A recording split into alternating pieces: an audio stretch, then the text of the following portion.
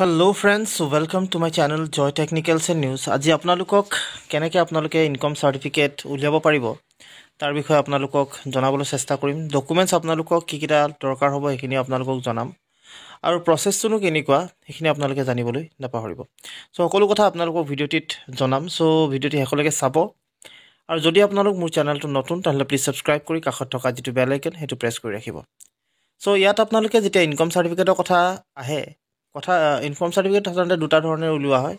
এটা হৈছে আপোনালোকৰ ওচৰৰে যেটো এছডিসি অফিস আছে তাত আপোনালোকে গৈ উলিয়াব পাৰে। সাধাৰণতে তাত গলে আপোনালোকক ইনকাম সাৰ্টিফিকেটখন পায়। আৰু দ্বিতীয়টো হৈছে আপোনালোকে অনলাইন ভাবে আপোনালোকৰ যিখন ইনকাম সাৰ্টিফিকেট এখন উলিয়াব পাৰে। সো আপোনালোকে যদি কাখৰ যিখন এছডিসি অফিস তাত যদি আপোনালোকে গৈ উলিয়ায় তেতিয়া হলে তাত বৰ বেছি সময় নালাগে। কিন্তু ইয়াত যেটো আপোনালোকে অনলাইন তাত অলপমান সময় আপোনালোকৰ প্ৰয়োজন হয়।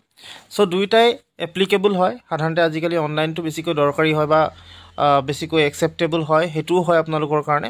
সো দুইটাৰ ভিতৰত আপোনালোকে কোনোবা এটা উলিয়াব পাৰে। সো এতিয়া সাধাৰণতে আপোনালোকে যিখন ইনকাম সাৰ্টিফিকেট সেই ইনকাম সাৰ্টিফিকেট কেনেকৈ উলিয়াব তাক লৈ ইতিমধ্যে মই ভিডিঅ' বনাই থৈছো। আপোনালোকে যদি চোৱা নাই চাব পাৰে, কিন্তু এটিও আপোনালোকৰ কাৰণে নতুনকৈ এটা বনাই দিছো য'ত আপোনালোকে সুবিধাজনকভাৱে নিজৰ যি ইনফৰমেশন ইনকাম সাৰ্টিফিকেটৰ সকলো ডিটেইলছ আপোনালোকে পাব পাৰে।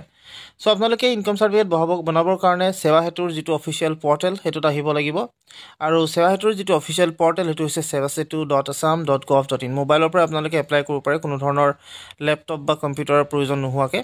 সো আপোনালোকে ইজিলি আপোনালোকে নিজাববীয়াকৈ কৰিব পাৰে। সো ইয়াত আহাৰ পিছত আপোনালোকে সিটিজেন সাৰ্ভিসেস যেটো আছে তাত আপোনালোকে যাব। যেনেকৈ মই স্টেপ বাই স্টেপ দেখুৱাইছো তেনেকৈ আপোনালোকে কৰিব, নিশ্চয় আপোনালোকৰ এপ্লাই হৈ যাব।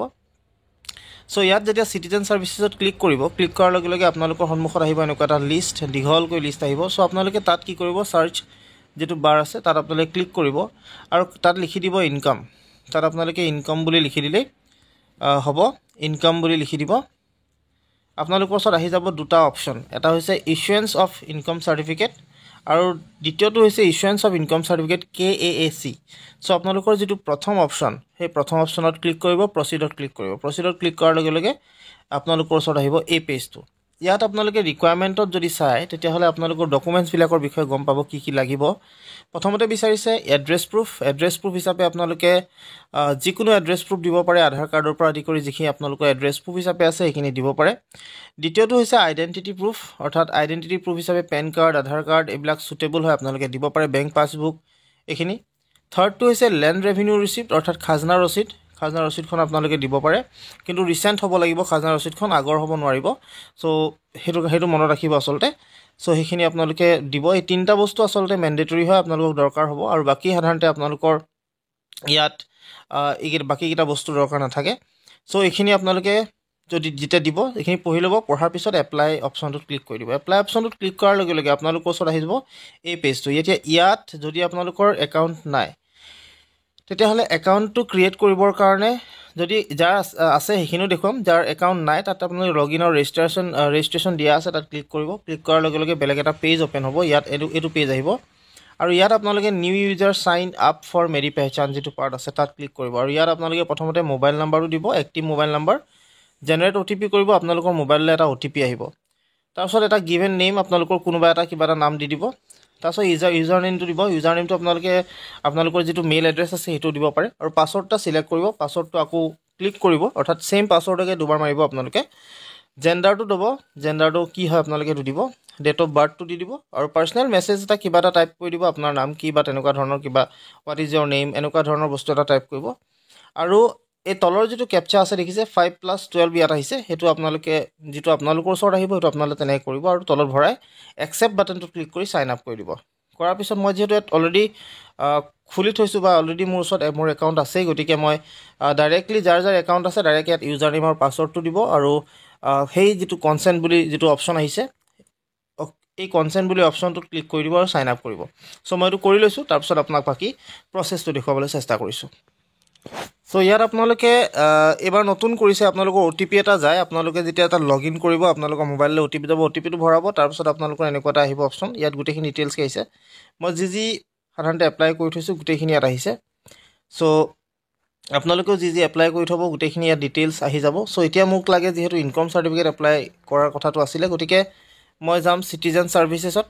চিটিজেন ছাৰ্ভিচত যোৱাৰ লগে লগে আকৌ মই ইয়াত ইনকম চাৰ্টিফিকেট বুলি ক্লিক কৰিম ইনকম চাৰ্টিফিকেট ক্লিক কৰাৰ পিছত আহিব অকমান সময় লাগে কিন্তু আহিব আপোনালোকৰ ধুনীয়াকৈ সো ইয়াত মই এতিয়া লিখিম ইনকম চাৰ্টিফিকেট ইনকম বুলি লিখাৰ লগে লগে মুছলে আহি যাব সেই অপচনটো ইয়াত দেখিছে আপোনালোকে আহিছে ইনকম সো ইয়াত ক্লিক কৰিম আকৌ ক্লিক কৰাৰ পিছত আকৌ same to same option apply কৰিম এপ্লাই কৰাৰ লগে লগে আহি যাব মোৰ গোটেই লিষ্টখন এতিয়া ইয়াত যেতিয়া আহিব ইয়াত গোটেইখিনি ডিটেইলছ দিয়া আছে ইয়াত আপোনালোকে চাই ল'ব পাৰে কিমান দিনত আপোনালোকৰ চাৰ্টিফিকেটখন পাব তাৰপিছত ইয়াত পইচা কিমান লাগিব কি লাগিব গোটেইখিনি দিয়া আছে কি আপোনালোকক নিৰ্দেশাৱলী আছে সেইখিনিও আপোনালোকক দেখুৱাইছে প্ৰথমতে আপোনালোকে সিলেক্ট কৰি ল'ব ল্যাঙ্গুৱেজ সাধাৰণতে আপোনালোকে জিটো সিলেক্ট কৰে আপোনাৰ কথা ইংৰাজী অসমীয়া হিন্দী ইয়াত বহুত কেইটা ল্যাঙ্গুৱেজ আছে মই ক্লিক কৰি দেখুৱাই দিছো ইয়াত চাৰিটা ল্যাঙ্গুৱেজ যেহেতু আপোনালোকক দিয়া আছে সো এই ভিতৰত কোনোবা এটা ল্যাঙ্গুৱেজ আপোনালোকে ল'ব পাৰে কিন্তু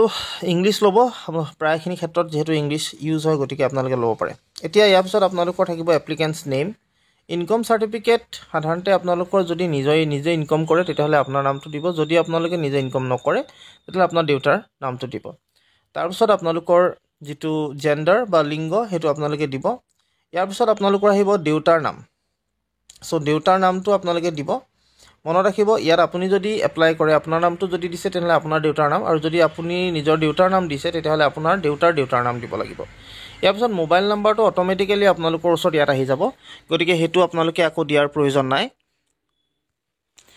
ইয়াৰ পিছত আহিছে আপোনালোকৰ ইমেইল এড্ৰেছটো যেহেতু ষ্টাৰ মাৰ্কস দিয়া নাই গতিকে এটো নিদিলেও হ'ব পেন কাৰ্ডটো আপোনালোকে নিদিলেও হ'ব যদি ইচ্ছা কৰে দিব পাৰে আপোনালোকৰ এটা ৰিলেশনশিপ বিচাৰিছে ৰিলেশনশিপ আপোনালোকে যদি যিজনে এপ্লাই কৰিছে তেওঁৰ লগত কি ৰিলেশন আছে ইয়াত আপোনালোকে সিলেক্ট কৰে কি হয় আপুনি দেউতা হয় পুত্ৰ হয় হেতু আপোনালোকে দিব তাৰপিছত আত্মীয়ৰ নাম দি দিব আপোনাৰ যদি আপুনি এপ্লাই কৰিছে আপোনাৰ দেউতাৰ নামটো আপুনি দি দিব তাৰপিছত সোৰ্স অফ ইনকাম কিহৰ আপোনালোকে কি কৰে কি নকৰে হেতু চাব আপোনালোকে সিলেক্ট কৰি কিনে যি কৰে আপোনালোকে হেতু দিব আৰু তাৰপিছত জীৱিকা কি হয় যদি ইয়াত কাল্টিভেশনছ দিয়ে তেতিয়াহলে ইয়াত ফাৰ্মাৰ দি দিব তেনেকুৱা কৰিব আপোনালোকে কোনোবা এটা পাৰ্ট তাৰপিছত টোটেল ইনকামটো আপোনালোকে দিব কিমান আপোনালোকৰ বছৰেকত ইনকাম হয় তাৰপিছত গোটেই ডিটেইলছখিনি ভৰাব ডিটেইলছ মানে এড্ৰেছৰ যিমান যি ডিটেইলছ আছে গোটেইখিনি ষ্টেটৰ পৰা আদি কৰি গোটেই ডিটেইলছখিনি আপোনালোকে ধুনীয়াকৈ ভৰাব আৰু পিন কোড চিন সব দিয়াৰ পিছত সেভ এণ্ড নেক্সট কৰিব সেভ এণ্ড নেক্সট কৰাৰ পিছত আপোনালোকৰ ওচৰত আহিব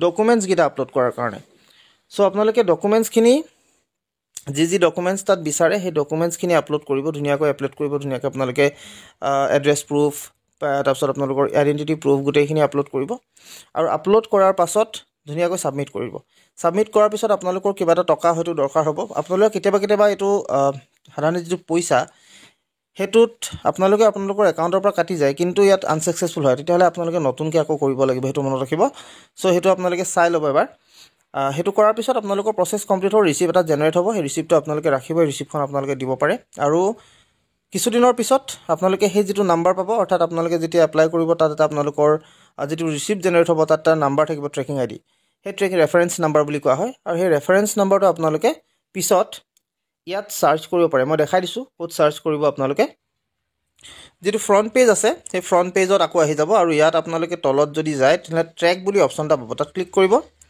সাৰ্ভিসেছত যাবগে ইয়াত অহাৰ পিছত আপোনালোকে ইয়াত যেটো এপ্লিকেশন ৰেফাৰেন্স নাম্বাৰ হেতু দি দিব আৰু ট্ৰেক কৰিব যে আপোনালোকৰ যিখন এপ্লিকেশন য'ত আছে যি আছে যেনেকৈ আছে গোটেইখিনি ইনফৰমেশন আপোনালোকে পাই যাব বা কোনটো অফিসত আছে কি আছে গোটেইখিনি আপোনালোকে ডিটেইলছ পাব আৰু সেই ডিটেইলছখিনি পোৱাৰ পিছতো গমেই পাব আসলতে আপোনালোকৰ সেই এপ্লিকেশনটো কিমান দূৰ কি হৈছে কি নাই যেহেতু আপোনালোকৰ ইনকাম সাৰ্টিফিকেট প্ৰত্যেকটো ক্ষেত্ৰতে দৰকাৰ হয় প্ৰায়খিনি ক্ষেত্ৰত দৰকাৰ হয় এটা এডমিশনখিনি হ'ব এডমিশনতো লাগিব আপোনালোকৰ স্কলাৰশিপ এপ্লাই কৰিবৰ কাৰণে লাগে সো আপোনালোকে যিসকলে কৰা নাই আপোনালোকে কৰি থক খুব ইম্পৰ্টেন্ট হয় আৰু এবছৰৰ কাৰণে ভ্যালিডিটি থাকে গতিকে আপোনালোকে এটো কৰিব পাৰিব সো আজিলৈ মানে আপোনালোকক